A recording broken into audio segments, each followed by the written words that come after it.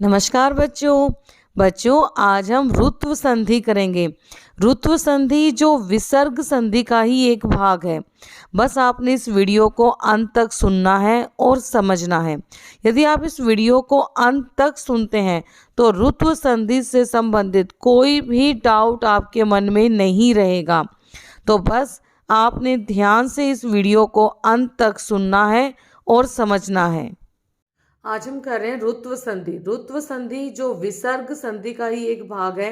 सबसे पहले हम इसके नियम 1 को समझते हैं। नियम 1 ये कहता है कि यदि इस विसर्ग से पहले आ और आ को छोड़कर कोई भी दूसरा स्वर होना चाहिए, मतलब विसर्ग से पहले आ और आ को छोड़कर कोई भी दूसरा स्वर होना चाहिए, और इस विसर्ग के बाद कोई भी स्वर हो, मतलब यहाँ पे आ और आ भी हो सकते हैं, ई ऊ कोई भी स्वर हो सकता है विसर्ग के बाद, लेकिन विसर्ग से पहले आ और आ नहीं होने चाहिए और कोई भी स्वर हो।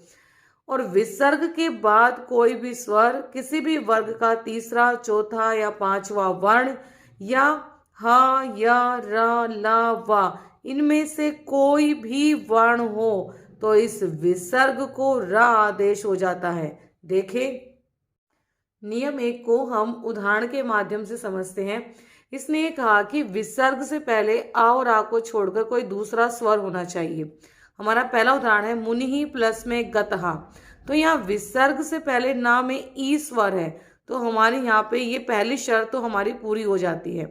सेकंड ये कहता है कि विसर्ग के बाद कोई भी स्वर हो किसी भी वर्ग का तीसरा, चौथा, पांचवा वर्ण या हा या रा ला वा में से कोई भी वर्ण हो।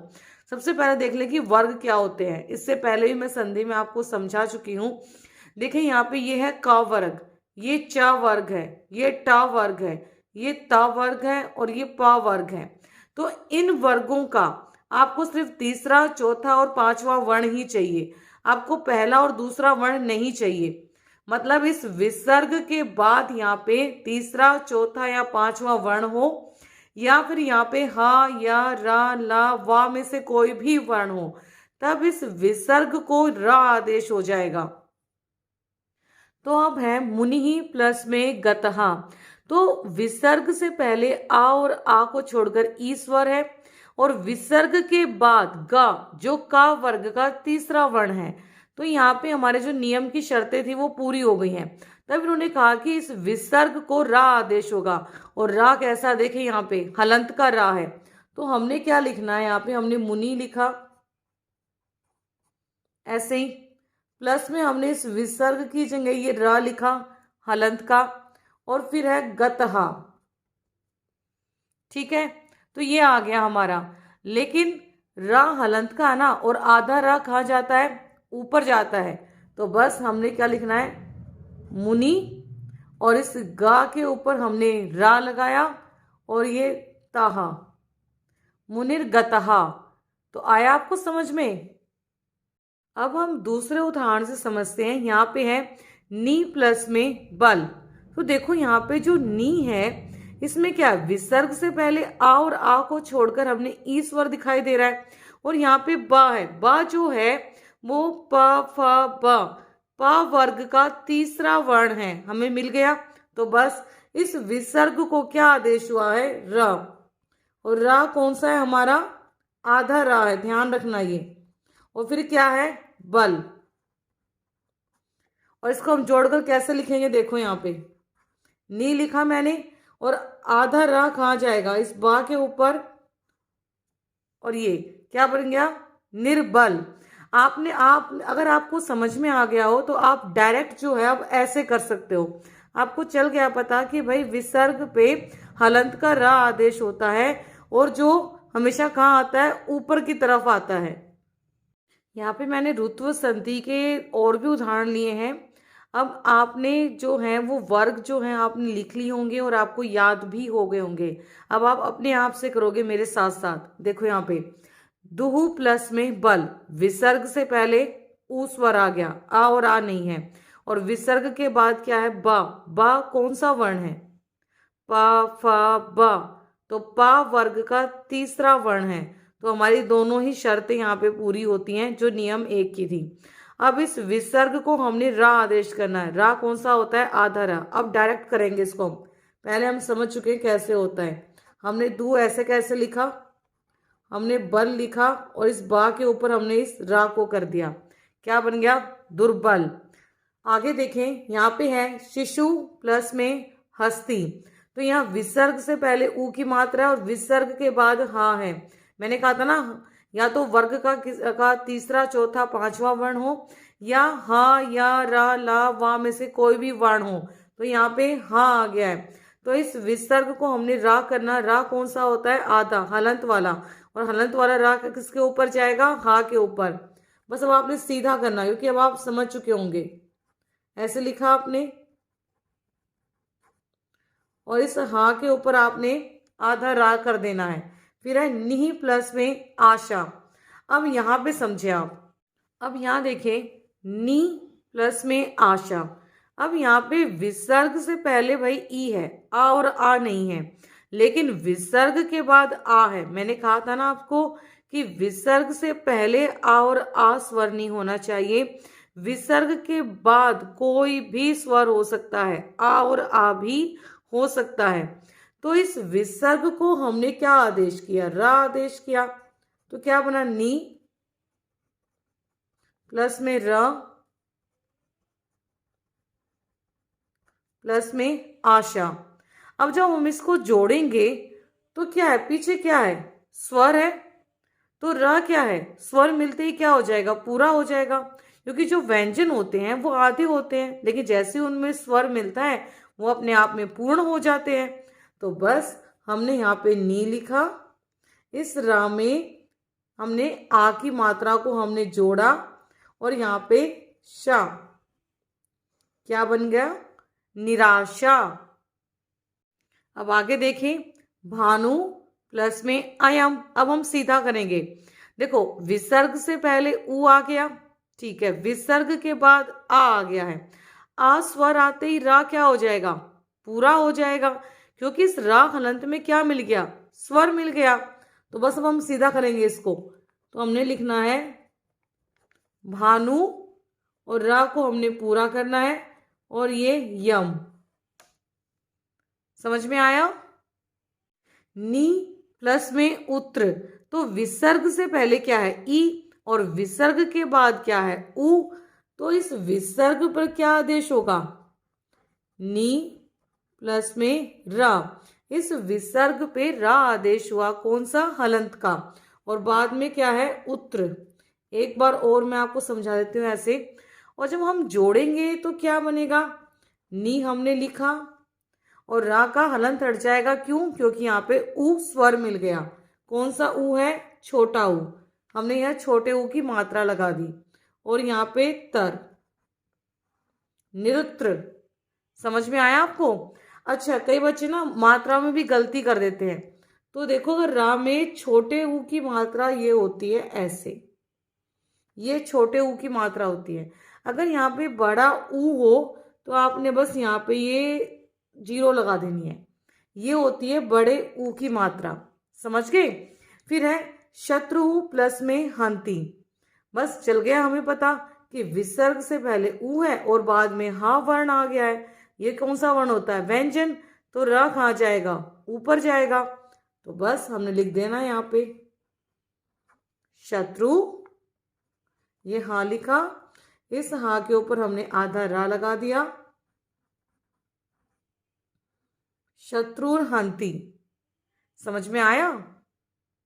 रुत्व संधि के नियम 1 को हम समझ चुके हैं और अब हम रुत्व संधि के नियम 2 को समझेंगे। नियम 2 ये कहता है, यदि रा के बाद रा हो तो पहले वाले रा का लोप हो जाता है। लोप का अर्थ होता है गायब करना। मतलब रा के बाद रा हो तो आपने क्या करना है? पहले वाले रा को आपने लोप कर देना है। मतलब पहले वाले रा को आपने गायब कर देना है, ठीक है। और ह्रस्व स्वर को दीर्घ हो जाता है। इसने कहा ह्रस्व स्वर को दीर्घ हो जाता है। मतलब जिस रा को आप लोप कर रहे हो उस रा से पहले ह्रस्व स्वर होगा, उसको आपने दीर्घ कर देना है। देखो, उदाहरण के माध्यम से समझते हैं। निर प्लस में रसहा और नी प्लस में रसहा। अगर इस वीडियो को 12th के बच्चे या कोई भी एस्टेट नेट या सी टेट या फिर आप DSSB का कोई भी पेपर दे रहे हो और इस वीडियो को आप देख रहे हो, तो यहाँ आपने ध्यान से समझना है कि जो ये क्वेश्चन है आपको ऐसे भी आ सकता है और ऐसे भी आ सकता है। दूसरे नियम में यदि आपके पास ये ऐसे आता है निर प्लस में रसहा, तो आपको चल गया पता कि भाई पहले वाले रा को आपने क्या करना है, लोप करना है, गायब करना है आपने। जब पहले वाला रा लोप हो गया तो क्या बचेगा आपके पास, आपके पास ये बचेगा नी प्लस में रसहा, आपके पास ये बचेगा। ठीक है, फिर उसने ये कहा था जिस रा को आप लोप कर रहे हो पहले वाले रा को, उससे पहले ह्रस्व स्वर होगा। उस ह्रस्व स्वर को आपने क्या करना है, दीर्घ स्वर करना है, मतलब छोटी ई को आपने बड़ी ई लिखना है। तो बस नी प्लस में रसहा, नी रसहा। समझ में आया? अगर ऐसे आ गया तो आपको आपके सामने पूरे ऋतु संधि आपको मतलब वो नियम आपको चल जाएगा पता कि अच्छा यहाँ पे भी दो रा दिख गए हमें, तो ये ऋतु संधि है। पहले वाले रा को हमने लोप करना है और जो ये ह्रस्व स्वर है इसको हमने दीर्घ ई करना है। लेकिन अगर आपके पेपर में ऐसा आ जाता है नी प्लस में रसहा, तो यहाँ पे क्या करोगे आप? अब यहाँ पे आपने पहले वाले नियम को ध्यान रखना है कि पहले वाले नियम ने ये कहा था कि भाई विसर्ग के बाद यहाँ पे किसी भी वर्ग का तीसरा, चौथा, पांचवा वर्ण या य, र, ल, व, ह में से कोई भी वर्ण होना चाहिए। क्या यहाँ पे है? नहीं है ना, यहाँ पे क्या है, र है। तो बस आपने क्या कर देना है, इस विसर्ग को आपने रा लगा देना है यहाँ पे पहले तो निर। अगर आप अभी खोल के समझा रही हो, वरना आपको डायरेक्ट ही करना है। प्लस में रसहा, पहले वाले रा को क्या कर देना है, लोप कर देना है और ह्रस्व ई को दीर्घ ई कर देना है, निरसहा। समझ गए दोनों तरीकों से आप? दो उदाहरण और हैं, देखो यहाँ पे हरि प्लस में रक्षति। आप ऐसे भी कर सकते हो कि रा आ गया है, ठीक है, तो आपने क्या करना, सीधा डायरेक्ट क्या करोगे, इस विसर्ग को रा है जो हट गया है, मान लो ये विसर्ग हट गई क्योंकि यहाँ पे रा आदेश हुआ था, वो हट गया है, और इस जो ह्रस्व ई है उसको क्या कर दोगे, दीर्घ ई कर दोगे। अगर ऐसे आता है तो ऐसे आपके सामने ही पूरी डेफिनेशन आपके सामने ही है। पहले वाले रा को आपने लोप करना है और ह्रस्व ई को आपने दीर्घ ई करना है। तो क्या बनेगा आपका, हरि रक्षति। मैंने यहाँ पे आपको दोनों तरीकों से इसलिए समझा दिया है कि अगर पेपर में ऐसे आता है तो देखो आपके सामने आपको देखते ही समझ में आ जाएगा कि ये ऋतु संधि है।